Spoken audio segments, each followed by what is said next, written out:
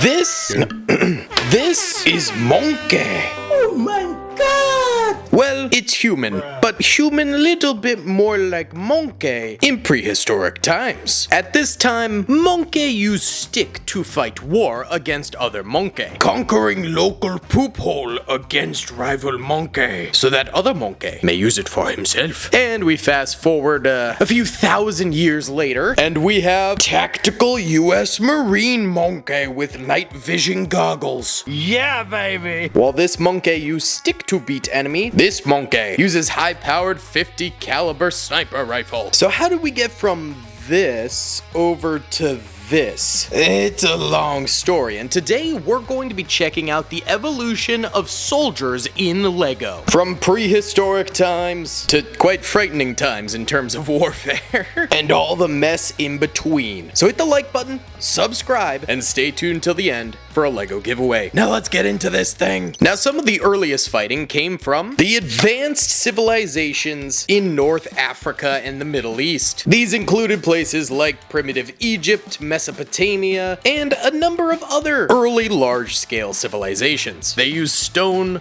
leather, and a whole lot of wood, as well as rarely some of the more bendable metals to conduct their warfare. But things really started to heat up later on. I'm talking about ancient Greece, which has been fighting in wars for centuries at this point. Now there's ancient Greece, and then there's like ancient Greece. The extremely early Greeks even started to colonize Rome before something semi-unknown caused their own Dark Ages. Before the actual Dark Ages. Meaning all the literature on the earliest of Greek city-states was lost, and we don't really know the advancements they had made. But once they eventually did come back into the age of writing and recover from whatever that apocalyptic event was, we had the Bronze Age of warfare. Yes!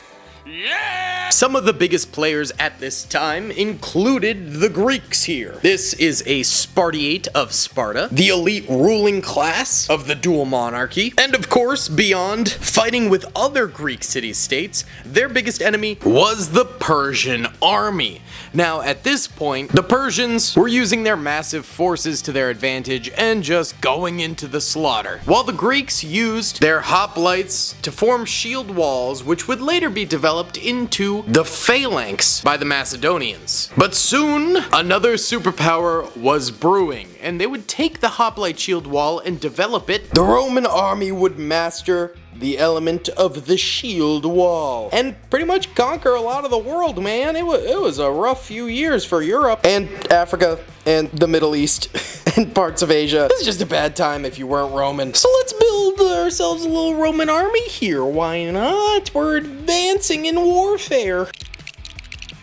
And there we have some of our Roman legionnaires. Now, the only actual Roman legionnaire I could find online that was LEGO was from brickmania.com, and they cost like $50, so I was like, yeah, I'm gonna buy the fake AliExpress ones, because these cost $1 a piece, and they come with accessories, and they're actually really nice quality. I'm not gonna lie, these guys look really solid. The only thing is they've never been able to get the faces right. Like, what is that? My disappointment is immeasurable, and my day is ruined. These guys actually look a little bit better. Those faces are nice, but these faces are terrible. But beyond that, these Roman legionnaires look fantastic, and they're ready for war. Now, this style of warfare would slowly die out with the development of the Middle Ages, aka the medieval era, aka the Dark Ages, although Dark Ages often gets misconstrued as these people were like idiots and feral and stupid heads. And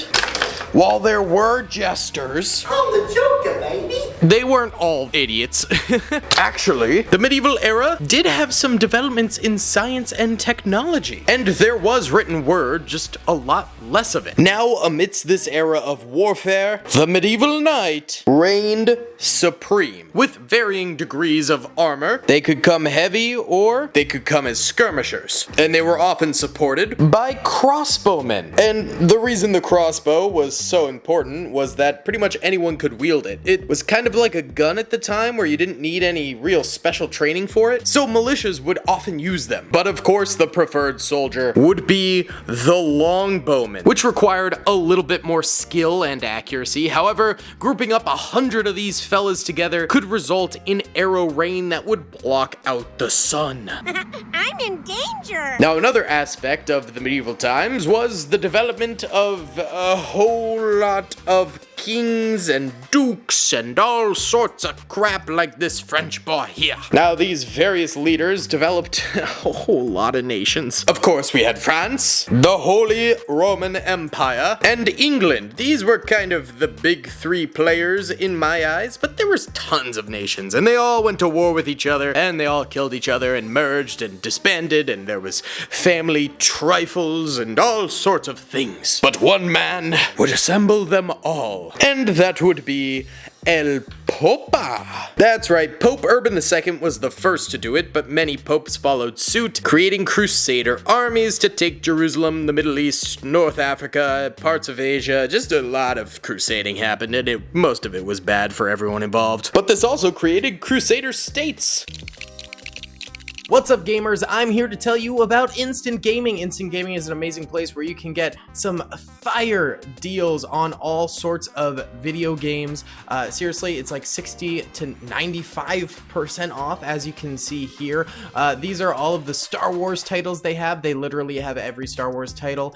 You can also get XCOM here, Men of War Assault Squad 2. All of the games I play on the channel you can buy here for extremely cheap prices. If you use my affiliate link in the description, it helps me out a ton. So thank you guys for listening to this sponsorship, and thank you to Instant Gaming for continuing to sponsor the channel. These Crusader states and orders were comprised of the Order of St. Lazarus, the Hospitaller Knights, the Principality of Antioch, the Knights Templar, and many, many more between those. And of course, beyond the development of factions, there was also a mass development of technology, specifically the honing and even creation of various military weapons. War chariots could be used to surround and demolish enemies with arrow fire, or strike them down with long swords and lancers. Ballista could be used in both field battles as well as siege offenses and defenses. This particular model here has a harpoon in the front to latch onto walls and potentially tear them down. And of course, there's a lot of time during sieges to build bigger weapons in the camps, such as this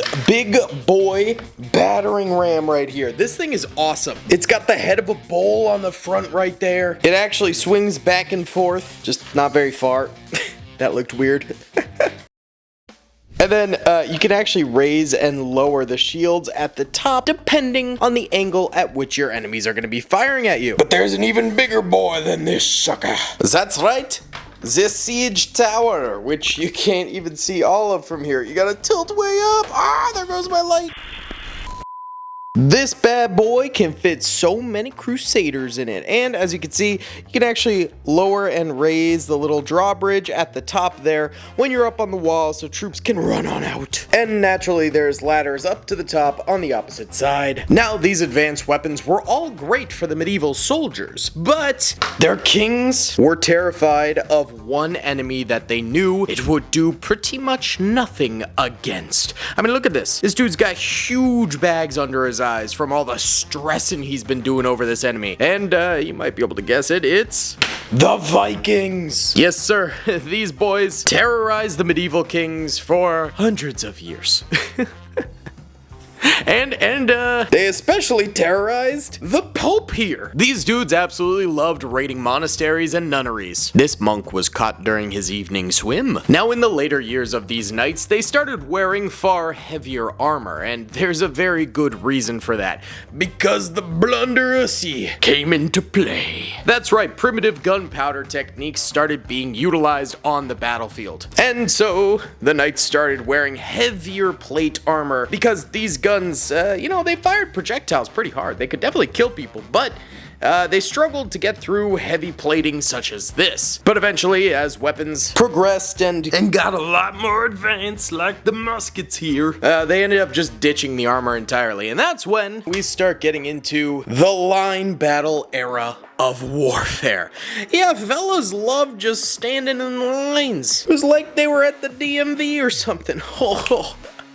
Oh, Daley with another banger joke, dude. Oh my god. Now, during this time, soldiers would basically stand at a line, face each other, and let her rip. And sometimes that wouldn't even happen. They'd get all set up and maneuver around in their lines. And then the two generals would be like, hey, I think I've got you outmaneuvered. And the other one would go, yes, jolly good, sir. I think we should surrender. And that would be that. War over. Which, honestly, it's kind of a nice way to end the war. Just purely strategic, no lives lost. It's like a chess game. That is until our boy, Georgie Washington, came in and switched up the game. He basically just kept fighting and also introduced guerrilla warfare tactics in the Revolutionary War, really messing things up for years to come and making warfare a whole lot more brutal. But hey, this dude was kind of a legend for it too. Not to mention, as we entered the 19th century, uniforms started looking way more dope. Case 1, Case 2, Case 3, Case 4, Case 5, Case 6, Case 7, Case 8, and honestly, I could keep going. Oh, my cat's here. Hi, Frank. How you doing? Hello there. I have like so many Napoleonic War soldiers. Like a big boy bucket of them. Yeah, these uniforms are fire. And then something happened in the 1860s in America and uniforms got a lot more boring again. This little thing called the American Civil War where, yeah, we just had blue and gray basically. But the rifles became a lot more advanced, with sharpshooters and snipers becoming far more common. Also, Gatling guns were introduced at the very end of the war, plus an air force through blimps and things like that. I wish I had those things in Lego, but I don't think anyone makes them. But I do have a Lego Roberto E. Lee, who's holding an incredible molded Colt revolver right there. This is a Brickmania minifigure, so it cost me like $40, and I only used it for like a minute in a DaleyBricks video, so I gotta show it off as many times as I can. After this, uniforms got pretty weird, but weaponry got pretty powerful. Now, World War I kicked off with some pretty cool uniforms, if not very basic. You know, the Brits here, it's a pretty fly uni, but it's basic. They carried into World War II as well. Yeah, nothing too special, but it looks pretty cool. Then you have the French, who have a few different colorations of their uniforms. These tan ones, I think actually look kind of cool. Their helmet has always been a little bit goofy looking, but then the blue variation has always been so strange to me, bro. Like, are you going to war or are you going to like have a picnic? It just looks strange. There's also the green variation, which I think is peak French World War I uniform. Another similar uniform, but way better looking, is the Belgians here. And you can see the chain mail eye mask there to prevent shrapnel from getting in the eyes. These were really only used during World War I, and they kind of retired after that, but they're super cool. And his uniform is just then nice. And then there was the American Doughboys, which they pretty much had just about the same uniform as the Brits, so I don't actually own any. I usually use a Brit to represent the Americans during this. And then there was the Germans. Here's a German field officer here who looks so fire. And then there was the early war German uniforms, which had the little spiky thing, really pretty odd uniform to be honest. Then there was the mid-war uniforms for the Germans, which I think look pretty nice. These are pretty cool. And then the late war German uniforms, I don't actually own any, but it transitions us to das World War II German uniforms, where they actually used the same Stahlhelm, which I never know how to pronounce it. Stahlhelm? I don't know. But this helmet was used in late World War I and transitioned over into World War II, where we have a huge influx of weaponry. You see, World War I brought us the use of bolt-action rifles, usually utilizing clips of about 5 rounds. And they did have, like this British gun here, some light machine guns at the time, but very rarely, and they'd jam a lot, they'd overheat a lot, etc, etc. Beyond that, tanks were introduced in the late war, and biplanes were utilized. But the king, artillery, became the king of warfare. The most casualties inflicted by any weapon during World War I was from artillery. This here is a DaleyBricks custom artillery piece from the German army, a nice little howitzer. Well, a very big howitzer. But again, World War II would change things. Yoink. The tanks would be introduced to the battlefield, but not just the tanks like this Panzer IIIN here. Jawohl. But also tank destroyers like this Stug, or maybe Stug, I don't know how you pronounce, as well as fighter planes. Yeah, pretty much. Light vehicles, like Das Willys Jeep here from the Americans. And of course, there was still artillery. It was just bigger and better, like this Nebelwerfer rocket launcher here from the Germans. And of course, World War II uniforms, they got a little bit boring for some of the nations, like the French here, who pretty much were trying to replicate World War I, so they wore basically the same uniforms, but then some got more interesting. The Soviets had pretty neat uniforms. The American Western Front as well as the Pacific Front uniforms are pretty fly. Chinese uniforms also rarely seen, but really cool. Japanese uniforms a little bit more bland. And then of course we had the colonies too, which pretty much wore the uniforms that their home nations wore. Brits, North Africa, parts of the Middle East, etc, etc. But Das Germans began to really utilize camouflage with their soldiers, such as these winter uniforms from the Battle of the Bulge, as well as some of the Panzer Grenadier uniforms, which used a lot more fall foliage or different colors depending on the seasons, making them far harder to spot by the enemies. But then of course this man, Oppenheimer, developed a little known bomb known as the nuclear bomb, the atom bomb, you know, and kind of blew everything up. Which then leads us into our next era, the Cold War. Now the Cold War obviously involved a lot of politicians like our boy Peter here. You know what really grinds my gears? You, America. And Peter would also employ a lot of spies, but there were some hot moments of the Cold War through proxy wars, such as the Russians fighting throughout Afghanistan. They used very similar helmets to World War II, but they of course had improved armor, AK-47s, you know, the whole shebang. The Americans, on the other hand, started with the Korean War, where they used very similar uniforms to that of the Pacific Theater in World War II. And these same uniforms were carried on into early Vietnam, but eventually they got knocked out of there and had slightly more simple uniforms for the rest of Vietnam. But of course, the weaponry did change quite a bit. In early Vietnam, they used World War II weapons mostly, and in the later years, they upgraded to slightly more modern weapons. But their enemies, the Viet Cong, used basically whatever they could get their hands on. Now, that included World War II weapons such as MP40s, SVTs, Kar-98Ks, Gevers, etc., mainly Russian and German surplus weapons, because they were in vast supply. But they also received a whole lot of weapon supplies of modern Russian weapons from their Soviet comrades. That brings us to semi-modern times, I guess, with the first Gulf War, aka when all of American uniforms basically became desert sand. I don't know about y'all, but like, American uniforms looked so much better in green. Now, during the Gulf Wars, American technology was really put to the test. We'd been developing for years, and now we were implementing. Don't forget to bring a towel. We had all new weaponry and technology, such as strikers. Oh, the turret fell off. The technology was a little bit wonky. No, I'm just kidding. It was actually really S tier, but this particular Lego build is falling apart. We also had Abrams tanks. Pretty much the king of the tank, still a hallmark of the US military. Do not forget the very large artillery truck, which can boost up like such and has a number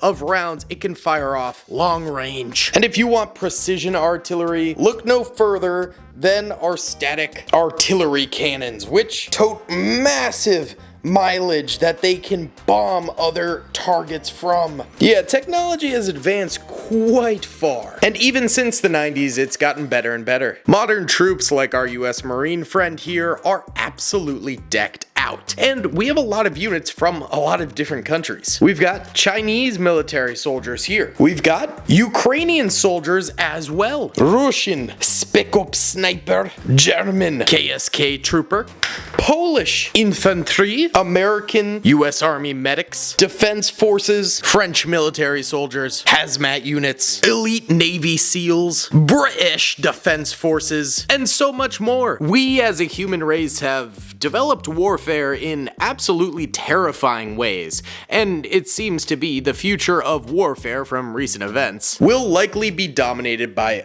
these fellas here, drone operators. This is a drone operator from brickmania.com. This is his little mortar launcher, which will launch his tiny little drone up into the air, which he can then control with his little iPad. That's right, iPad kids are the future of warfare, and it's absolutely terrifying because you can pretty much strike anyone, anywhere, at any time, and at the moment, there's very few defenses for it. Yeah, warfare has gone from sticks and stones to bombs and drones. And there's the very famous saying, I don't know what World War III will be fought with, but I know World War IV will be fought with sticks and stones. So boys, for today's giveaway, we're going to be giving away this here military soldier. He's a sniper, baby. All you gotta do is hit the like button, subscribe with notifications turned on, and comment down below which era of warfare that we saw in this video did you find the most interesting. Thank you all so much for watching. I'll see y'all in the next one. Peace.